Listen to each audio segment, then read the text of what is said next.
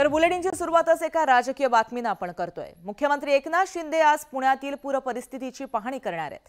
त्यामुळे मुख्यमंत्र्यांचा दिल्ली दौरा जो होता तो तुर्तास आता रद्द करण्यात आला आहे। पुण्यातील परिस्थिती नियंत्रणात आल्यानंतर मुख्यमंत्री दिल्ली दौऱ्यावर जाणार असल्याची माहिती हाती येतेय। खरं तर आज मुख्यमंत्री एकनाथ शिंदे दिल्ली दौऱ्यावर जाणार होते, मात्र त्यांचा हा जो दौरा आहे तो आता तुर्तास रद्द करण्यात आलाय। आज ते पुण्यामध्ये आहेत आणि पूर परिस्थितीची पाहणी करणार आहेत। याचबाबत आपण अपडेट जाणून घेतोय आमचे प्रतिनिधी चंद्रकांत यांच्याकडून।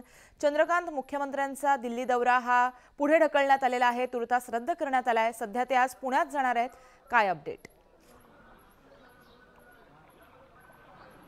हो, आज दुपारी बरोबर 12:30 वाजता याच एकता नगरमध्ये मुख्यमंत्री या पूरस्थितीची पाहणी करायला येणार आहेत। खरं तर पाणी आता उतरलेलं आहे, जरी विसर्ग काल संध्याकाळी 6 पासून 45,000 क्युसेकचा होता, अजूनही चालू आहे किंबहुना, कारण धरणातलं जे पाणी आहे, कारण वरची जी 3 धरणं आहेत, म्हणजे टेमघर असेल, वरसगाव असेल, पानशेत असेल, ही तिन्ही धरणं जवळपास काठोकाठ भरलेली आहेत। जर समजा पाऊस वाढला पाणलोट क्षेत्रात तर पुन्हा पाणी जास्त सोडावं लागू नये म्हणून खालचं जे खडकवासला धरण आहे 2 TMCचं ते आता रिकामं केलं जातंय। म्हणजे बऱ्यापैकी आता इथे 74% आणलं गेलेलं आहे, जे काल 90-95% होतं, ते 65% आणण्याचे निर्देश पालकमंत्री अजित पवार यांनी पाटबंधारे विभागाला दिलेले। त्यामुळे पाण्याचा जे विसर्ग आहे, जरी वरती पाऊस थांबला असला बऱ्यापैकी किंवा पुण्यातही पाऊस थांबला असला तरी विसर्ग सुरू आहे। म्हणून ह्या एकता नगर सोसायटीमध्ये पाणी इथं आपल्याला येताना दिसतंय। म्हणजे पाणी येतंय किती, तर हे असं इकडून येतं आणि तिकडे पुढे निघून जातं। अशा एकूण 7 सोसायटी आहेत। या सोसायटीच्या मागच्या दोन्ही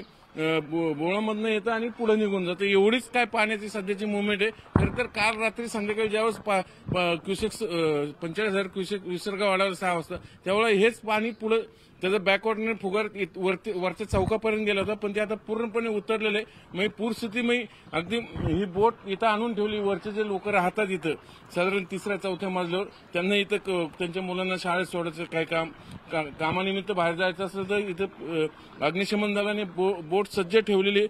मला सांगा काय परिस्थिती आता पुराची? कालपासून तुम्ही इथं सेवेत आहात, काय अवस्था? रात्रभर जे नागरिक वरती राहतात त्यांना आपण आवाज देऊन बाहेर काय अडचण आली तर त्यांना बाहेर काढू शकतो, किंवा सकाळी मुलांना शाळेत वगैरे काय जायचं असेल तर आमची मिळून 5 गाड्या काम करत आहेत।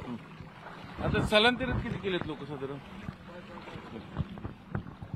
म्हणजे आपण बघू शकतो ही सगळी खरं तर इथं पूरस्थिती का निर्माण झाली हे याचा एकदा आपण समजून घेतलं ना, तर समोर इथं संरक्षक भिंत होती, ती LGBT म्हणजे हरित लवादाने तोडायला लावली, कारण ती नदी पात्रात होती, ती तोडली गेल्यामुळे आज एवढं हे पूरस्थिती इकडे निर्माण झाली। आणि इथल्या स्थानिक रहिवासीचं असं म्हणणं आहे, साधारण 90 पासून ज्या सोसायटी आहेत तरी कधी पाणी भरत नव्हतं, पण ती भिंत तोडली आणि समोरच्या बाजूकडनं तिकडल्या बिल्डरनी भराव टाकला नदीत, त्यामुळे तो नदीचं फुगारा जो आहे तो या साईडला आला आणि मग या सोसायट्यांना वळसा घालून पाणी पुराचं पाणी पुन्हा पुढे निघून जातं। त्यामुळे ही मी तर म्हणेन ही मानवनिर्मित पूर निर्माण झालेलं आहे यावर्षी। आणि त्यात खडकवासला धरणातनं जे पाणी सोडलं गेलं त्याविषयी एकदम अचानक 25 तारखेला ते साधारण सांगितलं आता 35 वगैरे किंवा 40 वगैरे, तसं नाही, ते जास्तच पाणी सोडलं गेलेलं आहे। आम्हाला एकदम पक्की खात्री माहिती आहे सूत्रांची, 2 अधिकाऱ्यांच्या वादात हा सगळा मानवनिर्मित पूर आलेला आहे। जी नक्कीच चंद्रकांत, याबाबतची वेळोवेळीची अपडेट घेणार आहोत। त्याचबरोबर मुख्यमंत्र्यांच्या दौऱ्यावर लक्ष असेल।